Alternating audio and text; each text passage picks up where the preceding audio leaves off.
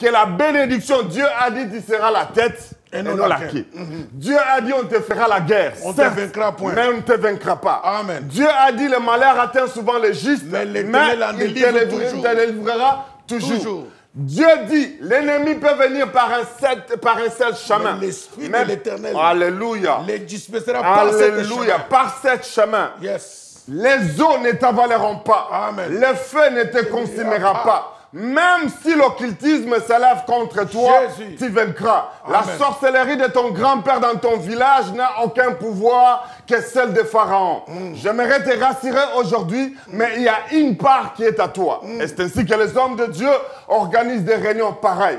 C'est les réunions qui vont t'investir de la capacité, de la connaissance et de la puissance de Dieu. Jésus. Pourquoi? Parce qu'il y a une portion, un héritage, une possession qui est à toi. Parce que quand tu as déjà le baptême du Saint-Esprit, tu prends maintenant la position du Fils. Mais pour entrer sur la terre des conquêtes, ce n'est plus le travail de Dieu. Non. Mais c'est ta portion maintenant. C'est ta responsabilité. Gloire soit rendue à l'Éternel. Je vais faire ma deuxième lecture, Aigle. Yes. C'est dans le page 132 de ce livre. Je parle des pays partagés au sort et dans la pièce de Josué. Et puis la deuxième des choses que nous voulions partager aujourd'hui, c'est l'état de ces pays. Dans le livre des Juges, au chapitre 18, verset 1er, la Bible dit, à ce temps-là, Aigle de l'Éternel, il n'y avait point de roi en Israël. Yes. Et les tribus des Danites se cherchaient une possession pour s'établir, car jusqu'à ce jour, il ne lui était pas échu d'héritage au milieu des tribus d'Israël. J'aimerais m'arrêter là pour dire une chose. Les tribus de Danites, à cette époque-là, ils n'avaient pas d'héritage. Pas d'héritage. Or, d'autres nations déjà, ils avaient d'héritage. Tel sera des enfants, toi tu n'as pas des enfants. C'est là où moi j'ai dit aux frères, écoute, pendant un moment quand on vient à l'église, tout le monde a ses problèmes. Avec l'Éternel. Tout le monde. Quand je dis on doit prier, vous savez, il y a les gens qui tournent les yeux à gauche, à droite. Vous savez, chacun a ses problèmes, chacun a ses difficultés, chacun a ses dimensions de souffrance. Et là, c'est le problème où tout enfant de Dieu, parce que moi je le crois, la Bible dit que Dieu nous a bénis de toutes sortes de bénédictions dans les lieux célestes. Vous êtes bénis sur le plan spirituel. Écoute bien aimé, le salut, ce n'est pas seulement le fait d'être au ciel avec Jésus-Christ. Il y avait les gens qui n'étaient pas des hypocrites comme le Pierre. Ils ont dit, nous avons laissé nos femmes, nous avons laissé nos bateaux, nous avons laissé nos filets, nous t'avons suivi. Qu'est-ce que nous aurons en te suivant? Et Christ n'était pas hypocrite, il a dit à Pierre, il n'y a personne qui a laissé tous ses biens pour me suivre, qui ne peut recevoir ces choses au centuple et la vie éternelle dans les siècles à venir.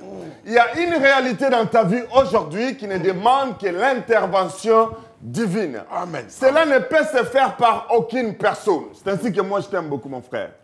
Quand tu fais les prières de mercredi pour équiper le peuple de Dieu, moi je t'aime. C'est terrible. Vous savez, il est important que le peuple de Dieu comprenne que tout croyant, tout chrétien, même dans ce monde, nous sommes dans un pays de conquête. Le diable cherche à conquérir quelque chose. Nous cherchons aussi à conquérir quelque chose. Parce que l'objectif du diable est de nous empêcher à ne pas faire la volonté de Dieu, ni accomplir notre but sur la terre. Pratiquement.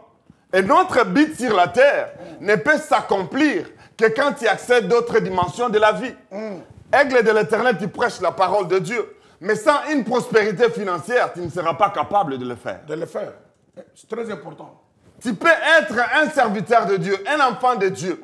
Si tu es stressé dans ta famille, avec le problème de l'accouchement, tu seras déprimé et tu auras des problèmes sérieux.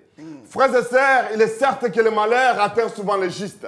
Mais nous avons une bonne nouvelle pour toi ce soir. Alléluia. Et j'aimerais prier particulièrement pour quelques personnes. Cet homme a parlé de beaucoup de choses dans sa vie. Je me rappelle, il n'y a pas très longtemps, vers l'an 2012 ou l'an 2011, nous avons fait une convention à Milton Keynes. Le prophète exaucé venu, il m'a dit, docteur, il y a un enfant qui doit venir, ne l'empêche pas. Quand nous sommes arrivés à la maison, il m'a dit, ça sera une fille.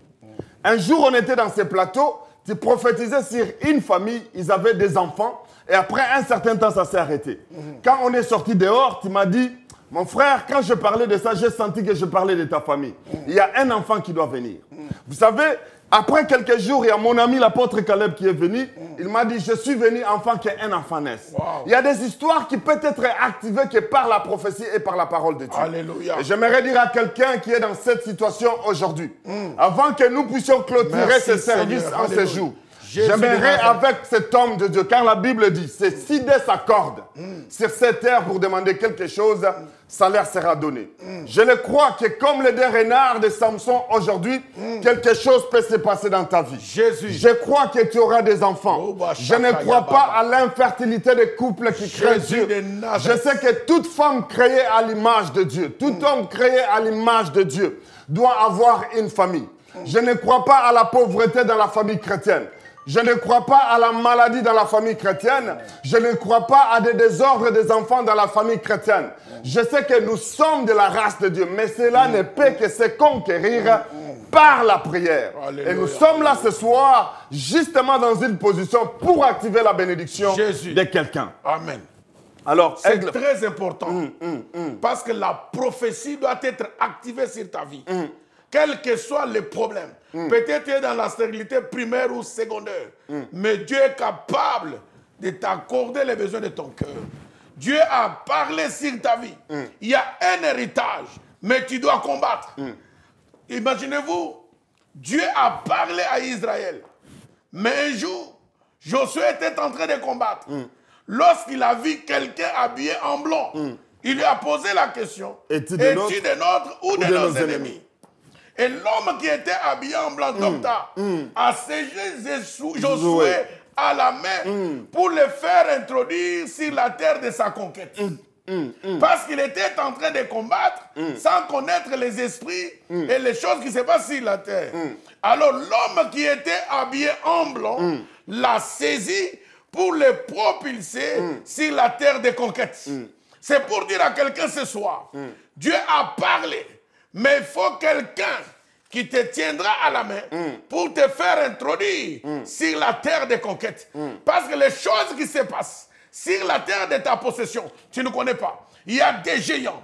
C'est pourquoi cette convention vient pour t'équiper. Comment posséder ton héritage. Comment entrer en possession de ce qui est à toi. Comment tu peux entrer en possession de ce que Dieu t'a dit. Peut-être il y a une onction de tortue dans ta vie. Il y a un lanterne dans ce que tu fais. Il y a un délai dans tout ce que tu fais. Il y a des bornes, il y a des lois qu'on a établies. C'est comme le dimanche, je parlais de ces filles qui sont allées voir Moïse pour réclamer l'héritage de leur père. Parce qu'il y avait une loi qu'aucune fille ne peut hériter l'héritage. Mais à cause de la foi de ces filles, ils ont brisé la loi. Et Dieu leur a accordé l'héritage. Ce soir, même s'il y a des lois établies dans ta famille, Dieu est capable de les renverser. Sous l'onction du Saint-Esprit, d'entrer en possession de ton héritage. Écoute-moi, ma sœur, mon frère. Dieu ne t'a pas créé pour être un éternel applaudisseur. Tu n'es pas sur la terre pour être une remorque. Tu n'es pas sur la terre pour être la photocopie de quelqu'un. Tu es toi-même sur la terre. Tu es taillé sur mesure, prêt à porter de Dieu. Dieu te fait confiance. Il compte sur toi. Gloire au Seigneur. Décide-toi ce soir d'entrer en possession de ton héritage. C'est un combat. Un vrai combat. Un vrai combat. Qui t'a dit que la vie chrétienne n'a pas de combat? Non. D'ailleurs, dès que tu es chrétien, tu provoques la guerre. Mais la guerre commence au moment où tu dis « j'accepte le Seigneur ». Justement. Et toi, tu l'as bien dit la fois dernière, je te suivais. Tu as dit d'autant plus que l'héritier est encore enfant, ne peut pas accéder, n'est pas différent d'un esclave. Et là, dans les livres des Galates, tu en avais parlé. En fait, la réalité, c'est quoi? C'est-à-dire qu'il y a l'immaturité dans le monde spirituel ou dans l'église aujourd'hui. Ça, il faut aller lentement. L'immaturité. Il y a l'immaturité. L'immaturité dans la compréhension de la parole de Dieu. Les lenteurs dans la compréhension de la parole de Dieu. Et surtout, un manque d'enseignement dans la chose de Dieu. Et qu'est-ce que je vais dire par là? C'est-à-dire que quand vous êtes dans ce pays, bien que ton père est riche, s'il te laisse l'héritage, on attendra jusqu'à ce que tu vas atteindre 18 ans pour que tu puisses accéder à cet héritage. En d'autres mots, la chose t'appartient, mais Dieu attend ton âge mûr. Mais j'aimerais épingler une chose avant qu'on aille très loin. Vous savez, quand vous parlez des fois de la délivrance, les gens s'y opposent. Les gens pensent que quand on a reçu le Saint-Esprit, tout vous est donné. C'est une fausseté, ça n'a pas de base biblique. Vous savez, nous sommes dans le livre de Exode, au chapitre 23, versets 28 à 31. La Bible déclare, aigle de l'Éternel, j'enverrai les frélons devant toi, et ils chasseront loin de ta face les Éviens, les Cananéens, les Essiens. Je ne les chasserai pas. J'aimerais que les gens m'entendent bien. La Bible dit, je ne les chasserai pas à une seule année, loin de ta face, de peur que le pays ne devienne un désert et que les bêtes des champs ne se multiplient contre toi. Je les chasserai peu à peu loin de ta face, jusqu'à ce que tu augmentes en nombre et que tu puisses prendre possession du pays. Exode 22, 28 à 31. Dieu va les chasser peu à peu. Dieu n'a jamais donné à une personne la liberté en totalité. C'est un processus. C'est tout un processus. Les salis, c'est une partie de la délivrance. Il y a les salis, c'est une partie de la délivrance. Il y a d'autres domaines dans ta vie qui exigent ta croissance spirituelle. Les domaines financiers, les domaines de la croissance de la famille, les domaines de la stabilité de la vie des enfants. Il y a plusieurs. Dieu dit, il ne va pas te donner ces choses en un seul coup. Il va te donner peu à peu. Pourquoi Dieu dit cela? Imagine-toi si tout s'est donné en acceptant Jésus-Christ comme Seigneur et Sauveur. Parce que même la Bible te dit, toi en tant que serviteur de Dieu, ne donne pas de responsabilité aux jeunes convertis de pères qui ne fassent pas, qui ne se perdent pas. Alors, si Dieu donnait des milliards, quelqu'un qui s'est converti aujourd'hui, Dieu lui donne du coup 10 milliards parce qu'il s'est converti. Il n'a pas encore l'équilibre dans la chose de Dieu. Tout d'un coup, il va retourner où? Dans le monde. Qu'est-ce que sert à une personne de gagner toutes les choses dans le monde s'il perdait son âme? J'aimerais te dire une chose, frères et sœurs qui me suivent, toi qui es sous le son de ma voix. Alléluia. Il y a des choses qui traînent dans ta vie, ce n'est pas que tu n'as pas la foi. Il y a des choses sur lesquelles tu pries et tu penses que Dieu ne t'écoute pas. Alléluia. Et pendant que je parle, je sais qu'il y en a un bon nombre de gens qui sont sous ma voix. Tu t'es plaigné durant toute la journée aujourd'hui, tu t'es dit, Dieu, est-ce que tu m'écoutes ou tu ne m'écoutes pas? Durant toute la journée, tu es resté sur le coin de mire. Et tu te disais, pourquoi tout le monde les choses marchent? Et pourquoi pour moi ça ne marche pas? J'aimerais te dire que ton tour est arrivé. Amen. Et cette réunion est faite pour toi. J'aimerais qu'aujourd'hui que tu puisses être connecté à la grâce et à la puissance de Dieu. Si ça traîne pour toi, ça ne veut pas dire que Dieu a refusé de te donner. Mais il y a des domaines par lesquels que Dieu doit te donner progressivement, aigle de l'Éternel. Progressivement. Peu à peu. Tu as les salis, c'est une bonne chose. C'est une partie, parce que salis, c'est une partie de la délivrance. Les salis, c'est une partie de la délivrance. On était dans les ténèbres, Dieu nous éclaire.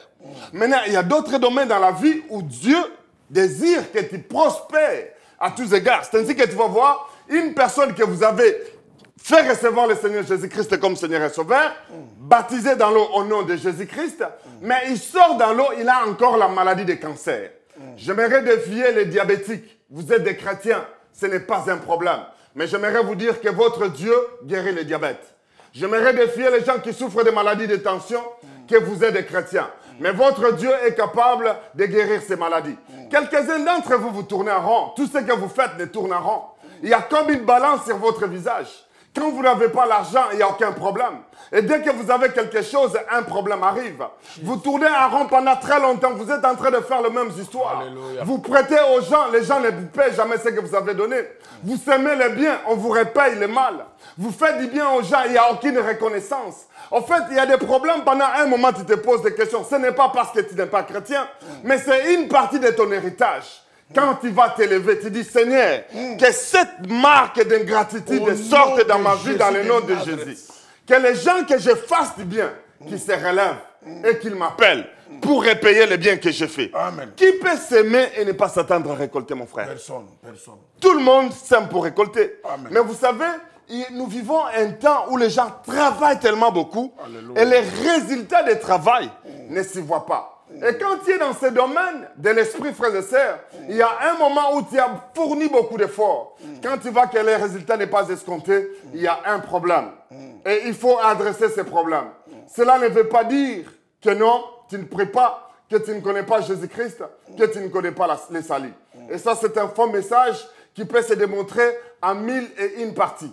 La Bible dit, si le Seigneur vous a affranchi, tu seras réellement libre. Il y a une condition. C'est tout un processus, mon frère. Amen. C'est paix à paix. Paix à paix. Dieu est en train de nous donner les choses. De te donner la possession de ton héritage. Alléluia. Écoute-moi, nous tendons. Maintenant, nous voulons ouvrir là parce que je sens que la grâce est sur les docteurs.